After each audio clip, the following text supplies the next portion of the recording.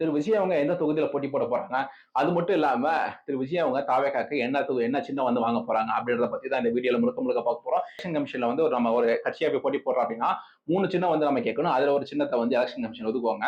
அந்த வந்து ஒரு பேசிக்கான இன்ஃபர்மேஷன் அதை பத்தி டீட்டெயிலா வேணும் சொல்லுங்க போடுற திருப்பி தனியா. சோ வந்து திரு விஜய் அவங்க தரப்புல வந்து ஆட்டோ சின்னம் கேட்கலாம் அப்படின்ற மாதிரி எண்ணத்துல இருக்காங்க. இந்த ஆட்டோ சின்னம் அப்படின்றது திரு ரஜினிகாந்த் அவங்களுக்கு 2020 வந்து அந்த கட்சி ஆரம்பிச்சப்போ அவர் அந்த சின்னம் கேட்டிருந்தாரு. ஆட்டோ சின்னம் வந்து ரஜினிகாந்த் கட்சி சார்பா 3 சின்னத்துல வந்து ஒரு சின்னம் வந்து ஆட்டோ சின்னம் தான் கேட்டிருந்தாங்க. அது ஏன்னா திரு ரஜினிகாந்த் அவங்க இந்த ஆட்டோக்காரன் அப்படின்னு சொல்லிட்டு இந்த பாட்டு வந்தப்ப அதுக்கப்புறம் இந்த தமிழ்நாடு முழுக்க இருக்கக்கூடிய இந்த ஆட்டோ ஓட்டுநர்கள் வந்து என்ன பண்ணாங்க, அதுல பெரும்பாலானவர்கள் எல்லாருமே சொல்லி சொல்ல பெரும்பாலானவர்கள் வந்து ரஜினிகாந்த் அவங்களோட ஃபேனா அப்படி மாறினாங்க. ரஜினிகாந்த் அவங்களோட ஃபேன் போட்டோ வந்து ஆட்டோல வைக்கிறது, ரஜினிகாந்த் அவங்களோட பெருமையை வந்து ஆட்டோல வந்து பேசிட்டு போறது, அந்த மாதிரி விஷயங்கள்லாம் வந்து பண்ணாங்க. நீங்க அந்த ஆட்டோல இருக்கீங்க, ஒரு ஆட்டோ ஓட்டுறவங்க இப்ப பாக்குறீங்க அப்படின்னா ஒரு 50 வயசுக்கு மேல இருக்கவங்ககிட்ட இருக்காங்க அப்படின்னா நீங்க போய் கேளுங்க. அவங்க சொல்லுவாங்க இந்த இன்ஃபர்மேஷன்ஸ்.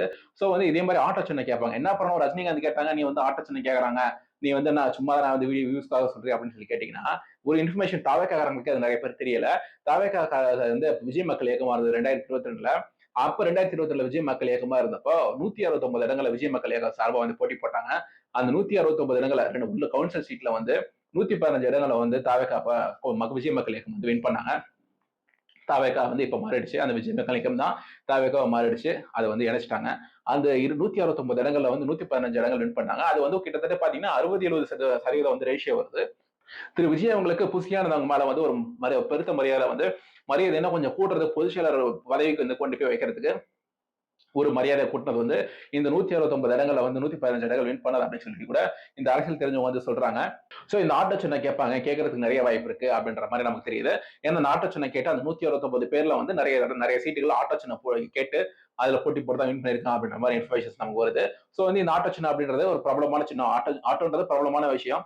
இந்த ஆட்டோ சின்ன கேட்கறாங்கன்னா இந்த ஆட்டோ சின்னத்தை வந்து கொண்டு போய் சேர்க்கறது வந்து ரொம்ப ஈஸியா இருக்கும். ஏன்னா இந்த ஒரு ஆட்டோ சின்னம் தான் இருக்கு எலெக்ஷன் கமிஷன் அப்படியே வந்து அந்த ஆட்டோ சின்னத்தை கேட்டு வாங்கினாங்கன்னா இந்த பலாப்பழத்தை வந்து ஓபிஎஸ் அவங்க வந்து கொண்டு போய் காமிக்கிறதுக்கு நிறைய பாடுபட்டார். அந்த மாதிரிலாம் தேவையில்ல. 2 ஆட்டோ மட்டும் ஆட்டோல போயிட்டு தான் பலாப்பழத்தை கொண்டு போய் சேர்த்தாங்க. ஆனா ஆட்டோ மட்டும் கொண்டு போய் சேர்க்கலாம். ரொம்ப ஈஸியான விஷயம் சின்னத்தை சேர்க்கிறது. அதுக்கப்புறம் திரு விஜய் அவங்க சார்பில் வந்து மதுரையில போட்டி போடுவாங்க அப்படின்ற மாதிரி இன்ஃபர்மேஷன்ஸ் எல்லாம் வந்தது. முதல்ல வந்து விஜயகாந்த் அவங்களோட தொகுதி இந்த வி அப்படின்ற மாதிரி தொகுதிகளை வந்து போட்டி போடுறாங்க அந்த மாதிரி இன்ஃபர்மேஷன்ஸ் வந்து அதுக்கு முன்னாடி திரு விஜய் அவங்க வந்து மதுரையில தான் போட்டி போடுவாங்க அப்படின்னு சொல்லிட்டு கட்சி ஆரம்பிச்சதுல இருந்து மதுரையில தான் வந்து திரு விஜய் அவங்க வந்து போட்டி போடணும் அப்படின்ற மாதிரி அந்த போஸ்டர் எல்லாம் ஒட்டப்பட்டது அப்படின்ற மாதிரி இன்ஃபர்மேஷன்ஸ் எல்லாம் வந்து 2020 அந்த பார்லமெண்ட் தேர்தலில் வந்து பார்க்க முடிஞ்சது. அந்த போஸ்டர்ஸ் எல்லாம் வந்து அப்புறம் பார்லமெண்ட் தேர்தலில் வந்து போட்டி போடலாம் அப்படின்னு சொல்லிட்டாங்க. ஏப்ரல் மேல நடந்தது. அதுக்கப்புறம் இந்த பேச்சுகள் வந்து திரும்பி எப்ப எழுந்தது அப்படின்னா இந்த மதுரை நடந்த 2வது மாநில மாநாட்டுக்கு அப்புறம் இந்த பேச்சு அப்படின்றது எழுப்ப ஆரம்பிச்சது. அப்போ நம்ம ஒரு வீடியோ போட்டப்ப சொன்னா என்னன்னா மதுரையில போட்டி போடுறாங்களா, செல்லூர் ராஜா அவங்க எதிர்த்து போட்டி போடுவாங்க அப்படின்ற மாதிரி இன்ஃபர்மேஷன்ஸ் எல்லாம் சொல்லியிருந்தாங்க. செல்லூர் ராஜா அவங்க வந்து எதிர்த்து போட்டி போட்டா அங்க ஆப்போசிட்ல இருக்கக்கூடிய டிஎம்கே கேண்டிடேட் தான் வந்து அதை வந்து பாசிட்டிவா முடியும். விஜய் அவங்களுக்கு பாசிட்டிவா இருக்கக்கூடிய தொகுதிகள் நிறைய இருக்கு. அந்த தொகுதியோட அனலிசிஸ் மட்டும் தான் நான் சொல்றேன். செல்லூர் ராஜா அவங்க யாரு அப்படின்னு சொல்லி பார்க்க வந்து அழகிரி இவங்க எல்லாம் தெரிஞ்சிருக்கும். அழகிரி எம்.கே. ஸ்டாலினோட தம்பி அப்படின்னு மட்டும் தெரிஞ்சிருக்கும். ஒரு 20 வயசு கீழே இருக்கவங்க இந்த வீடியோ பாத்தீங்கன்னா அவங்களுக்கு அப்படிதான் தெரிஞ்சிருக்கும். ஒரு 25 வயசுக்கு கீழே ஒரு 25 வயசுக்கு மேல இருக்கவங்க ஒரு 25 வயசுக்கு மேல இருக்கவங்க கிட்ட போயிட்டு அழகிரி அப்படின்னு சொல்லிட்டு யாருன்னு கேளுங்க. ஒரு 35 வயசுக்கு மேல இருக்கவங்க போயிட்டு அழகிரியா இவங்க யாருப்பா அப்படின்னு சொல்லி இப்ப இவங்க கேட்டு பாருங்க. உங்க வீட்டுல இருக்கவங்க சொல்லுவாங்க அவரை எதிர்த்து அரசியல் பண்ணவர் அவரு செல்லூர் ராஜா அப்படின்றவர். அப்படி அவர் எதிர்த்து அரசியல் பண்ணோம்னா அதுக்கு இந்த மாதிரி பாலிடிக்ஸ் வந்து நம்ம தெரிஞ்சுட்டு தான் பண்ணணும். சோ வந்து அந்த இடத்துல போட்டி போடுறாங்கன்றப்ப இந்த மாதிரி இன்ஃபர்மேஷன்ஸ் எல்லாம் சொன்னோம். அதுக்கப்புறம் திரு விஜய் அவங்க வந்து வி அப்படின்ற ஆரம்பிக்கிறது வி அப்படின்னா விக்டரி இந்த ஆரம்பிக்கக்கூடிய தொகுதிகளை வந்து போட்டி போடுவாங்க அப்படின்ற மாதிரி இன்னைக்கு வந்த ஒரு நியூஸ் பேப்பர்ல வந்திருக்கு. வில்லிவாக்கம், விருகம்பாக்கம், விக்கிரவாண்டி, விருதாச்சலம், வீரபாண்டி, விருதுநகர், விளாத்திக்குளம், விளவங்கோடு இந்த தொகுதியெல்லாம் வந்து திரு விஜய் அவங்க போட்டி போடுவாங்க. இதுல ஏதாவது ஒரு தொகுதியில வந்து திரு விஜய் அவங்க வந்து போட்டி போடுவாங்க. அப்புறம் மாதிரி இன்ஃபர்மேஷன் எல்லாம் போயிட்டு இருக்கு. இதுல எந்த தொகுதியில வந்து அவர் போட்டி போட்டா ஜெயிக்கிறதுக்கான வாய்ப்பு நிறைய இருக்கு அப்படின்ற மாதிரி சர்வேஸ் எல்லாம் போயிட்டு இருக்கு அப்படின்ற மாதிரி அவர் பிரபல ஆஸ்ட்ராலஜர் எல்லாம் வந்து அவருக்கு குடும்ப ஆஸ்ட்ராலஜர் வந்து சொல்லியிருக்காங்க அப்படின்ற மாதிரி சொல்றாங்க. ஆனா இது எந்த அளவுக்கு உண்மை அப்படின்றத இப்பதான் பார்க்கணும். அப்படி அந்த பிரபல நியூஸ் பேப்பர்ல வந்திருக்கனால அதை எடுத்து பேசுறோம். அதுக்கப்புறம் வில்லிவாக்கம், முருகம்பாக்கம் இது 2 சென்னையில் இருக்கக்கூடிய தொகுதிகளில் போட்டி போட்டாங்க அப்படின்னா கொஞ்சம் விக்டரி அப்படின்றது கொஞ்சம் ரொம்ப குறைவா தான் இருக்கும். அது மட்டும் இல்லாம இதுல விருதாச்சலம் அப்படின்ற தொகுதி திரு விஜயகாந்த் அவங்க வந்து போட்டி போட்ட தொகுதி. விஜயகாந்த் அவங்க போட்டி போட்டப்ப விருதாச்சலம் அப்படின்ற தொகுதியில எல்லாரும் வந்து ஒரு 1 இயர் பெல்ட் அப்படின்னு சொல்லுவாங்க.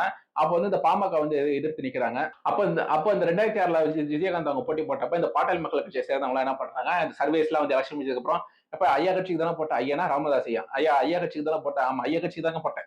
இது ஏன் உன் சின்னத்துக்கு தான் போட்டேன். உன் சின்னத்துக்கு தான் போட்டேன் அப்படின்ற மாதிரி இந்த பேச்சுக்கள்லாம் வந்து ஏற்பட்டிருந்தது. சோ வந்து விஜயகாந்த் அவங்க ஜெயிக்கிறதுக்கு வாய்ப்பே கிடையாது அப்படின்ற மாதிரிலாம் சொல்லி அந்த பேசப்பட்டது. ஆனா திரு விஜயகாந்த் அவங்க ஒரு 9% ஓட்டு வித்தியாசத்துல இந்த விருதாச்சலம் தொகுதியில வந்து வின் பண்ணியிருந்தாங்க. அப்ப வந்து எல்லா மக்களுக்கும் ஆச்சரியம். என்ன இந்த மாதிரி ஒரு 1 இயர் பெல்ட்டா இருக்கு. என்ன நம்ம கிட்ட வந்து நமக்கு உங்களுக்கு தான் ஏன் போட்டிருக்கா, உங்களுக்கு தான் ஏன் போட்டிருக்கா அப்படின்னு சொல்லிட்டு மாத்தி போட்டதா மட்டும் அது போடுறதா மட்டும்தான் அந்த தொகுதியில திரு விஜயகாந்த் அவங்களோட வேலை வின் பண்ணியிருக்க முடியும். சோ வந்து இந்த வன்னியர் அப்படி வன்னியர் நடுநிலையான கட்சியா கூட இருக்கலாம். வன்னியர்களுக்கான கட்சி அப்படின்னு சொல்லி இருக்கக்கூடிய பாட்டாள் மக்கள் கட்சியை தாண்டி கேஸ்ட் நியூட்ரலா வந்து திரு விஜயகாந்த் அவங்களை வந்து தேர்ந்தெடுக்கக்கூடிய கட்சி ஒரு தொகுதி அது. அதுக்கப்புறம் விருதுநகர் அசம்பிளி கான்ஸ்டிடியூன்சி அப்படின்னு சொல்லி பார்க்கும் வந்து காமராஜர் அவர்களை வந்து தோக்கடிக்கப்பட்ட ஒரு கான்ஸ்டிடியூன்சி அது. சோ வந்து இந்த தொகுதியிலேயே போட்டி போடுவாங்க அப்படின்றத நம்ம வெயிட் பண்ணி தான் போகணும். இந்த 2 தொகுதிகள் வந்து அவர் எடுக்கிறதுக்கு வாய்ப்பு இருக்கு. ஆனாலும் இந்த 2 தொகுதி இல்லாம எந்த தொகுதியில அவர் போட்டி போட்டா அவர் எம்எல்ஏ ஆகிறதுக்கு வாய்ப்பு இருக்கோ அந்த தொகுதியில போட்டி போடுவாங்கன்னு சொல்லி தெரியுது. அதை பத்தி இன்னும் நிறைய இன்ஃபர்மேஷன்ஸ் வர நம்ம அடுத்தடுத்த வீடியோல பார்ப்போம். சோ சேனலுக்கு சப்ஸ்கிரைப் பண்ணிக்கோங்க. இன்னொரு வீடியோல பார்ப்போம். பை.